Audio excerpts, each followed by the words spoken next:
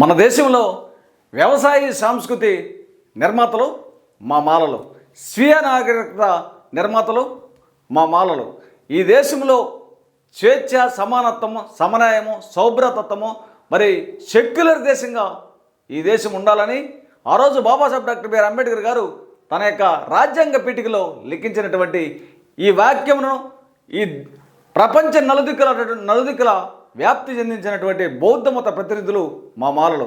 ఏదైతే ఈ దేశ చరిత్రలో పలనాటి చరిత్రలో బహు వీర పరాక్రమవంతుడైనటువంటి మరి మాలకన్నం దాసుడి పౌరుష పరాక్రమాలతో పునిగిపుచ్చుకున్నటువంటి నైజము మరి మా మాలలది.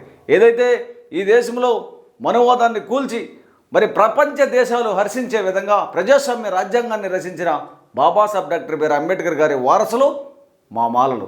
అయితే ఈ వీడియోలో మీరు చూడొచ్చు ఈ వ్యవసాయము వాస్తవంగా ఈ భూమి మీద నివసించేటటువంటి జీవరాశులందరికీ, ఈ భూమి మీద ఎవరైతే మనుషులు కాకుండా జీవిస్తున్నారో వీరందరికీ ఒక విధంగా చెప్పుకోవాలంటే అన్నదాత మా మాలోడు.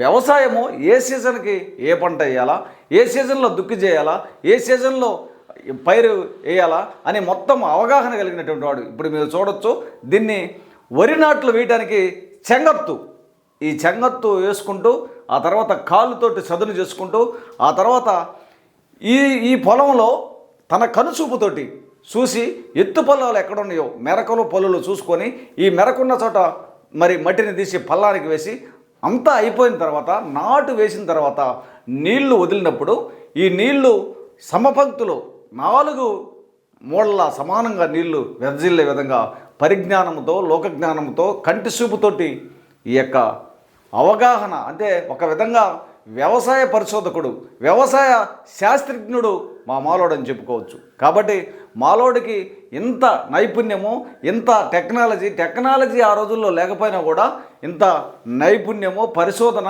మరి వ్యవసాయం మీద తనకున్నటువంటి నైపుణ్యం, చతుర్ముఖ నైపుణ్యంతో ఈ భూమి మీద ఉన్నటువంటి జీవరాశులందరికీ తన చేతితోటి పండించి అన్నదాత అయినటువంటి వ్యక్తి మా మాలోడు.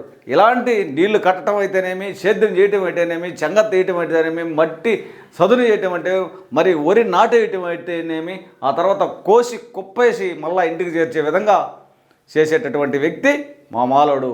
కాబట్టి ఈ మాలోడుకి ఇంత ధైర్య సాహసములు ఉండి, మరి ఇంత నైపుణ్యత ఉండి, ఇంత శాస్త్ర పరిశోధన ఉండి, ముందు చూపు ఉండి, ఇన్ని రకాలైనటువంటి విద్యలు ఉన్నటువంటి మన మాలలు ఇప్పుడు మనకు జరుగుతున్నటువంటి అన్యాయం మీద, నష్టం మీద, మన బిడ్డలు భవిష్యత్ అంధకారంలో పడుతుంటే ఈ రాష్ట్ర ప్రభుత్వాలు, కేంద్ర ప్రభుత్వాలు కేవలం కావాలని అనగదొక్కుతుంటే మనల్ని మరి పక్షపాత ధోరణితో, ఒక కుట్రతో అనగదొక్కే విధంగా చేస్తున్నారు. కాబట్టి మీరందరూ ఒకసారి చైతన్యపడండి. గతంలో ఏ అయితే వృత్తులు ఉన్నాయో, ఏ అయితే సంస్కృతులు ఉన్నాయో, ఏ అయితే కళలు ఉన్నాయో వీటన్నిటి ద్వారా ప్రస్తుతం ఉన్నటువంటి నా మాలజాతి సోదరులను చైతన్యపరుస్తూ మీరందరూ ఉద్యమంలోకి ఒక పక్క, ఆ తర్వాత న్యాయ పోరాటానికి ఒక పక్క కథలు వచ్చి మన జాతికి జరుగుతున్నటువంటి అన్యాయం మీద, నష్టం మీద తిరగబడాలని ఎవరికి కూడా భయపడాల్సినటువంటి అవసరం లేదు. పోలీసులకు కానీ, ప్రభుత్వాలకు కానీ జాతి బిడ్డల భవిష్యత్తే మనకు మరి ముఖ్యం అని చెప్పి జాతి బిడ్డలను చైతన్యపరచడానికి ఈ యొక్క వ్యవసాయం మీద మనకున్నటువంటి అవగాహనను ఈరోజు ఆంధ్రప్రదేశ్ రాష్ట్ర మాల మహానగర తరపున తెలియజేస్తున్నాను.